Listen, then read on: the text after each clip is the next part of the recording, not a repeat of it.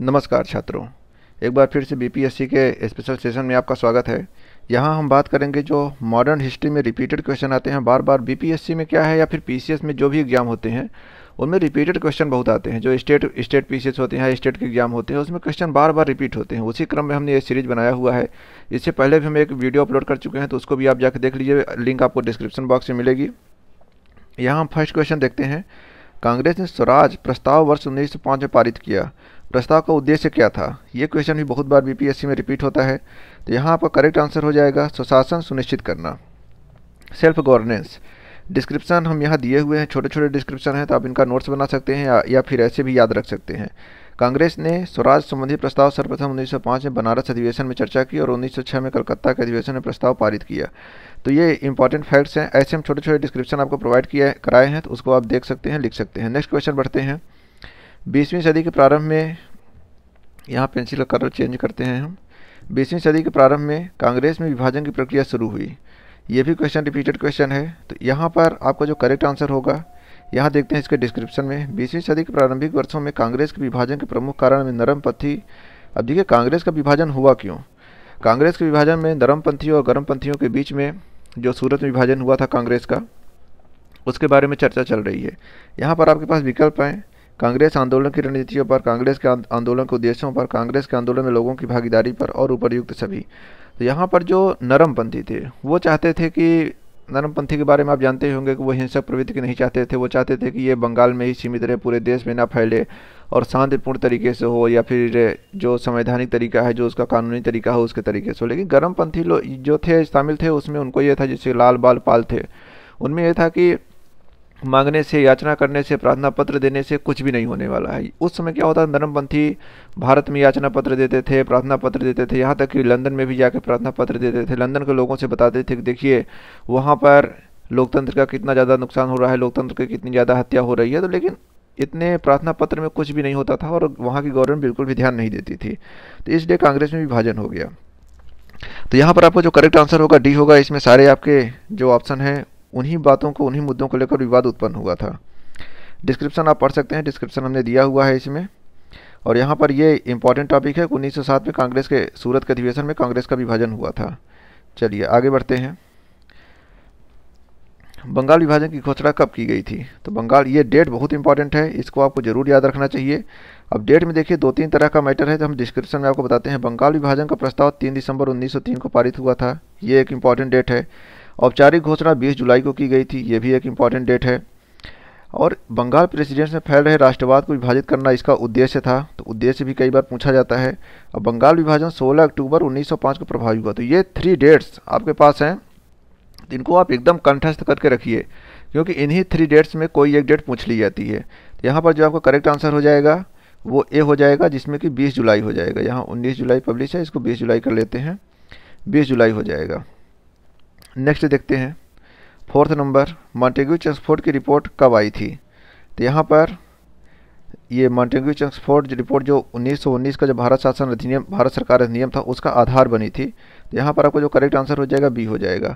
अब भारत, देखिए आपको 1919 का एक्ट और 1935 का एक्ट, और हो सकता है अगर आप प्रयास करें तो 1947 का एक्ट, इन 3 एक्ट्स के जो महत्वपूर्ण प्रोविजंस हैं उनको आप याद करके रखें। तो ये क्वेश्चन बार बार एग्जाम में पूछे जाते हैं। चलिए आगे बढ़ते हैं। डिस्क्रिप्शन आप देख सकते हैं क्या है। यहाँ पर है न्यू लैम्प फॉर ओल्ड। लेख श्रृंखला में सर्वहारा वर्ग के साथ संपर्क से बाहर रहने के लिए कांग्रेस की आलोचना की गई थी। इसका लेखक कौन था? तो इसके लेखक थे अरविंद घोष। चलिए नेक्स्ट देखते हैं। निम्नलिखित पंक्तियों को किसने लिखा था? सरफरोशी की तमन्ना अब हमारे दिल में है, देखना है जोर कितना बाजुए कातिल में है। तो ये आपको पता होगा, ये पंक्तियाँ राम प्रसाद बिस्मिल द्वारा लिखी गई थी। आगे देखते हैं। इनकलाब जिंदाबाद का नारा किसने दिया था? तो मोहम्मद इकबाल ने इनकलाब जिंदाबाद का नारा दिया था। शिक्षा में सुधार हेतु ब्रिटिश सरकार ने सैडलर विश्वविद्यालय आयोग कब नियुक्त किया था? तो 1917 में। इसके अलावा 2-3 आयोग और हैं जो कि शिक्षा से संबंधित हैं, उनको भी आप याद करके रखिए, क्योंकि वो भी एग्जाम में बहुत ज़्यादा पूछे जाते हैं। नेक्स्ट देखते हैं। किसने यूरोपीय नील बागान मालिकों द्वारा किसानों के शोषण की तरफ गांधी जी का ध्यान आकर्षित किया? तो यहाँ पर करेक्ट आंसर हो जाएगा राजकुमार शुक्ला द्वारा। गांधी जी द्वारा भारत में पहली बार सत्याग्रह आंदोलन बिहार में कहाँ प्रारंभ किया गया? तो करेक्ट आंसर हो जाएगा चंपारण में। अभी इसी से रिलेटेड और भी देखिए, ये इंपॉर्टेंट है, जब पहली बार लग जाए या फिर यूनिक टर्मिनोलॉजी यूज होती है तो वहाँ पर आपको बहुत केयरफुल रहना है। पहली बार सत्याग्रह बिहार में कब कहाँ प्रारंभ हुआ, तो ये बिहार में ही नहीं पूरे भारत में भी पहली बार था, तो चंपारण में था। चलिए, और ये तो आपको पता ही है कि 3/20 में भाग में नील की खेती के लिए ये मैटर था, जिसके लिए राजकुमार शुक्ल ने उनको बुलाया था। 1917 की घटना है। बिहार के कौन से स्थान में गांधी जी ने अपना प्रथम सत्याग्रहिता किया था, तो फिर से वही क्वेश्चन है, करेक्ट आंसर हो जाएगा ए चंपारण। महात्मा गांधी ने सर्वप्रथम किस किसान आंदोलन में भाग लिया, तो बारदोली, जो कि गुजरात से संबंधित है। चलिए नेक्स्ट देखते हैं, यहाँ पर देखते हैं महात्मा गांधी ने सर्वप्रथम किस किसान आंदोलन में भाग लिया था, तो बारदोली में नहीं, बल्कि ये थोड़ा मिसप्रिंट है, तो चंपारण में ही लिया था। चंपारण आंदोलन में कौन संबंधित नहीं था। अब देखिए चंपारण से रिलेटेड कितने ज़्यादा सवाल पूछे जा रहे हैं, तो ऐसे घूम घूम के सवाल बार बार रिपीट होते हैं बिहार पीसीएस में, इसलिए आपको यहाँ पर केयरफुल रहना है। तो जेपी जो थे वो इसे नहीं संबंधित थे, बाकी लोग राजेंद्र प्रसाद ये और राजकुमार शुक्ल और ये लोग संबंधित थे।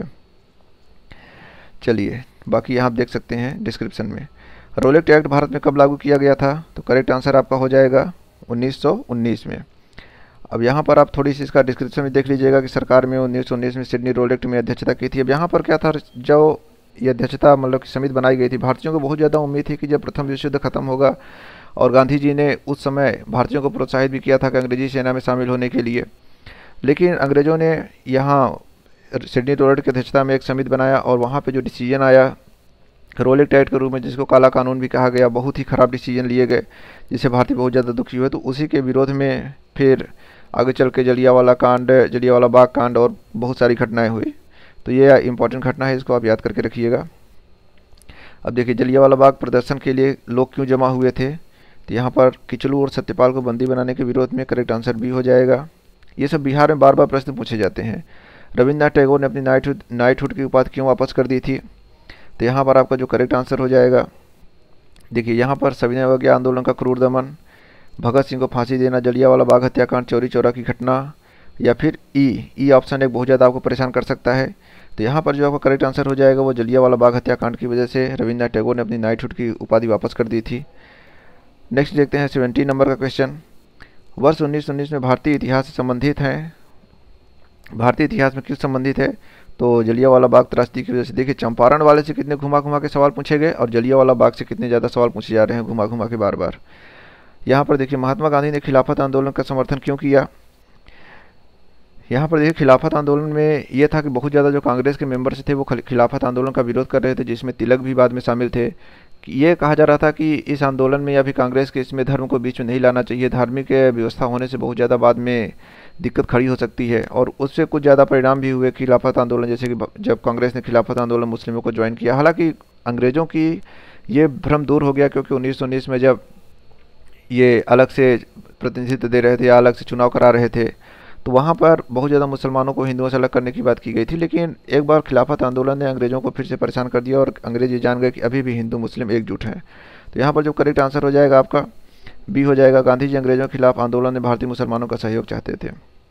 90 नंबर क्वेश्चन देखते हैं। भारतीय राष्ट्रीय कांग्रेस ने असहयोग आंदोलन किस वर्ष प्रारंभ किया था, असहयोग आंदोलन, तो यहाँ पर आपका करेक्ट आंसर हो जाएगा 1920 में।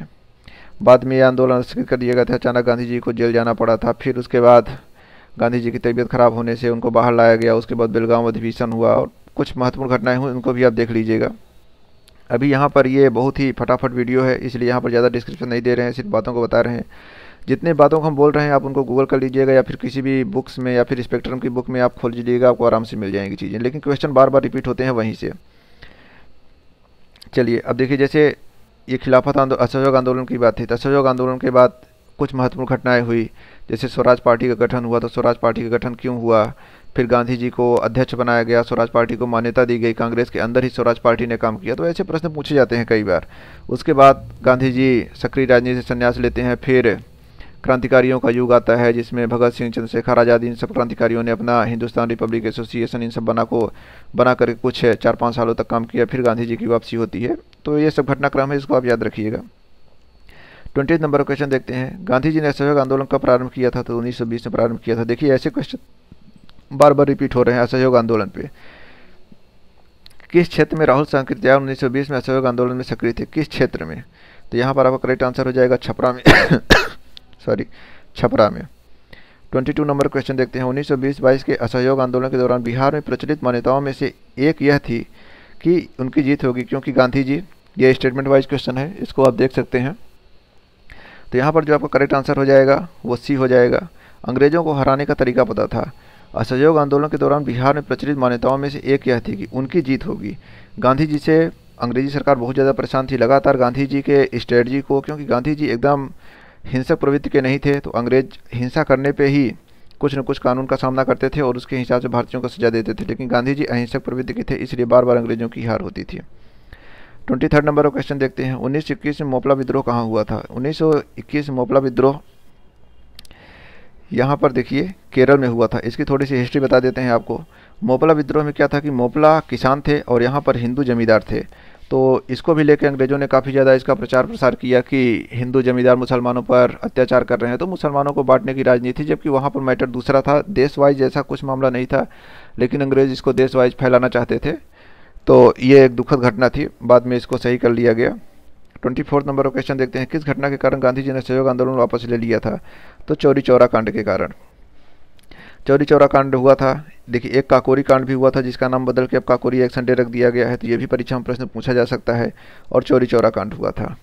चलिए नेक्स्ट देखते हैं। स्वतंत्र भारत के पहले भारतीय गवर्नर जनरल कौन थे? तो राजगोपालाचारी थे। 26 नंबर क्वेश्चन देखते हैं। रेगुलेटिंग एक्ट पारित किया गया था, कब पारित किया गया था? तो 1773 में पारित किया गया था। क्यों पारित किया गया था?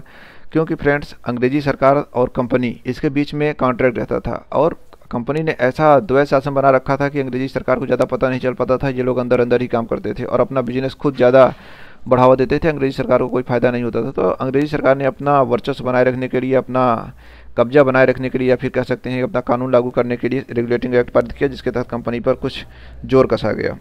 तो फ्रेंड्स था ये वीडियो कुछ इंपॉर्टेंट क्वेश्चन के साथ। जल्द ही नए पार्ट में मिलेंगे, नए भाग में मिलेंगे, जहां हम आपको और भी जो एंशियंट हिस्ट्री है, मिडिवल हिस्ट्री है, अभी तो हम मॉडर्न हिस्ट्री की बात करेंगे क्योंकि मॉडर्न हिस्ट्री में ज़्यादा प्रश्न पूछे जाते हैं। तो जल्द ही हम इसके और भी पार्ट अपलोड करेंगे। वहाँ पर आपको हम बताएंगे कि किस तरीके से रिपीटेड क्वेश्चन पर आपको ज़्यादा फोकस करना है। रिपीटेड क्वेश्चन किस तरह से परीक्षा में, बिहार पीसीएस में बार बार पूछे जाते हैं, इसी से आप पास हो सकते हैं। नए नए क्वेश्चन पढ़ने की आपको ज़्यादा जरूरत नहीं है। हाँ ये है कि अगर पढ़ रहे हैं, आपके पास टाइम है, तो आप उसको बना सकते हैं, क्वेश्चन देख सकते हैं। चलिए, अगर आपने हमारे चैनल अभी तक सब्सक्राइब नहीं किया तो इसको सब्सक्राइब कर लें, घंटी की बटन को भी दबा लें। जल्द ही मिलेंगे इसी तरह क्रिएटिविटी के साथ। तब तक के लिए धन्यवाद। जय हिंद।